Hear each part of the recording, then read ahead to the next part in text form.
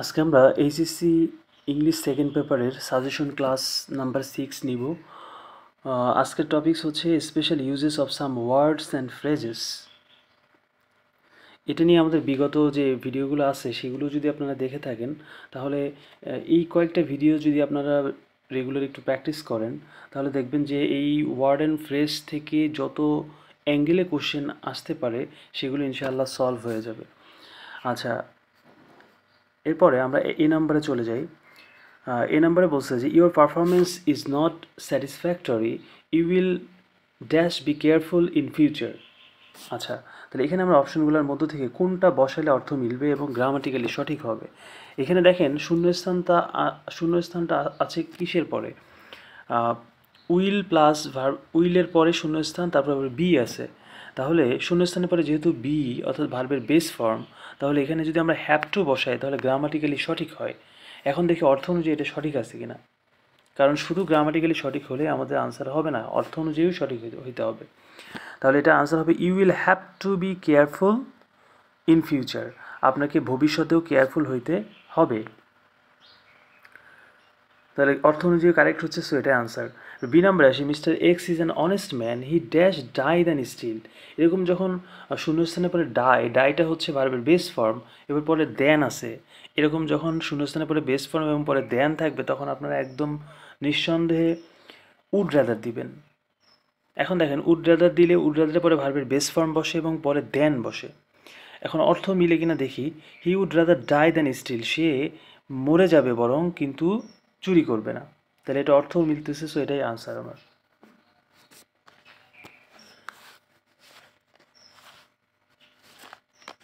এরপর দেখেন বলতেছে যে I am a poor student,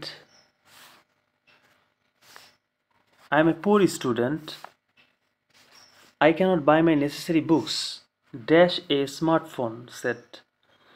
আমি আমার প্রয়োজনীয় বই কিনতে পারি না, সেখানে স্মার্টফোন কেনা তো দূরের কথা। এই ধরনের অর্থ যখন প্রকাশ পায় তখন আমরা সেখানে লেট অ্যালোন ব্যবহার করি। তাহলে এখানে বসবে লেট অ্যালোন। ডি নাম্বারে আসি, you have failed in the test exam. Test এক্সামে ফেল করেছো, you dash start reading attentively from today. তাহলে যেহেতু তুমি পরীক্ষায় ফেল করেছো তাহলে তোমার এখন থেকেই বরং পড়াশুনো শুরু করাটা ভালো। তাহলে বরং ভালো এই অর্থে কি বসে? হ্যাড বেটার বসে। বরং ভালো অর্থে কি বসবে? Had better. আচ্ছা, হ্যাড বেটারের পরে ভার্বের বেস ফর্ম বসে, তাহলে দেখেন শূন্যস্থানের পরে কিন্তু ভার্বের বেস ফর্ম স্টার্ট আছে, সো গ্রামাটিক্যালি এটা সঠিক হচ্ছে। ই নাম্বারে বলতেছে যে Madhusudan Dutta is an epic poet, E dash at Sagardari in Jessore. তাহলে এখানে যেহেতু সাগরদাড়িতে জন্মগ্রহণ করার অর্থ প্রকাশ পাচ্ছে তাহলে অবশ্যই ওয়াজ বর্ন বসবে, এখানে ওয়াজ বর্ন হবে। এই যে এই অপশনটা ওয়াজ বর্ন।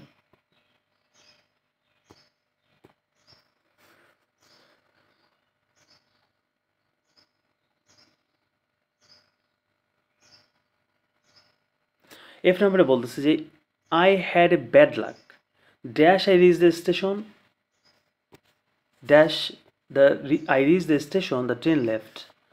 তাহলে যেই মাত্র আমি এখানে অর্থ করলে বোঝা যায় যে যখনই আমি স্টেশনে পৌঁছালাম, যেই মাত্র স্টেশনে পৌঁছালাম সেই তখনই কি ট্রেনটা ছেড়ে দিল।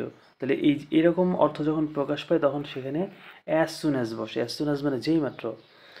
তাহলে এখানে দেখেন অ্যাজ সুন অ্যাজের পরে গ্রামাটিক্যালি সঠিক আছে কিনা আমরা দেখতে হবে।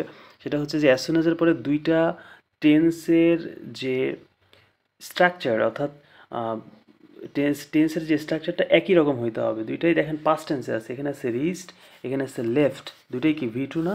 তাহলে ভি টু যদি হয় দুইটা একই ফর্মে আছে, সো গ্রামাটিক্যালি এটা সঠিক। জি নাম্বার বলছে dash the bay of Bengal dash. এরকম ডাবল শূন্যস্থান থাকলে কি হোয়াট ডাজ লুক লাইক বসে। বে অফ বেঙ্গল যেহেতু দেখা যায় তাহলে এখানে হোয়াট ডাজ লুক লাইক হবে। What does look like.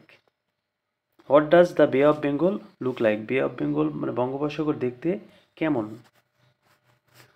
H নাম্বারে বলছে dash it dash travelling by an air. আচ্ছা, এখানে তাহলে what's it like travelling by an air. এয়ারে ভ্রমণ করতে, বিমানে ভ্রমণ করাটা কেমন? তাহলে এখানে দেখেন অর্থ মিলতেছে, আবার গ্রামাটিক্যালি দেখেন লাইকের পরে কিন্তু ভার্বের আইএনজি বসে, লাইকের পরে ভার্বের আইএনজি বসে। তাহলে এখানে হোয়াটস ইট লাইক বসলে গ্রামাটিক্যালিও সঠিক হচ্ছে, কারণ ট্রাভেলিং ভার্বের আইএনজি এখানে শূন্যস্থানের পরেই দেওয়া আছে।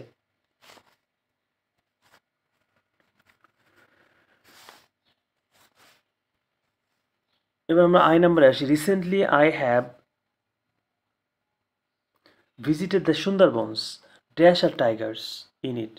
তাহলে আমি সুন্দরবন ভিজিট করেছি এবং সেখানে টাইগার আছে, বাঘ আছে। তাহলে সেখানে অর্থে কি দেয়ার বসে, ইন্ট্রোডাক্টরি দেয়ার শুরুতে ইন্ট্রোডাক্টরি দেয়ার বসে। তাহলে দেয়ার আর টাইগার্স ইন ইট। যে নাম্বার বলছে dash is many years since I saw him last, অনেক বছর হয়ে গেছে আমি তাকে দেখেছিলাম। তাহলে এই ধরনের অর্থে it is many years, it is many years. তাহলে এখানে ইট বসালে অর্থ মিলে গ্রামাটিক্যালিও সঠিক হয়। It is many years since I saw him last. So আশা করি বুঝতে পারছেন। যারা ভিডিওটি দেখছেন তারা আমাদের চ্যানেলটি সাবস্ক্রাইব করবেন এবং আপনার কোনো বন্ধুকে প্রয়োজন মনে করলে শেয়ার করতে পারেন, ইনশাল্লাহ উপকৃত হবে। আর যারা আমাদের কোর্সে ভর্তি হতে চান তারা এই নাম্বারে যোগাযোগ করতে পারেন। আমাদের ঘরে বসে স্পোকেন ইংলিশ কোর্স এটাও চলমান রয়েছে এবং অফলাইন অনলাইন দুইটা ব্যাচই আমাদের চলমান রয়েছে। সো স্বল্প খরচে মানসম্মত প্রিমিয়াম মানের যদি ক্লাস পেতে চান তো ইংলিশ হাব 2.0 এর সাথে থাকুন। ধন্যবাদ সকলকে।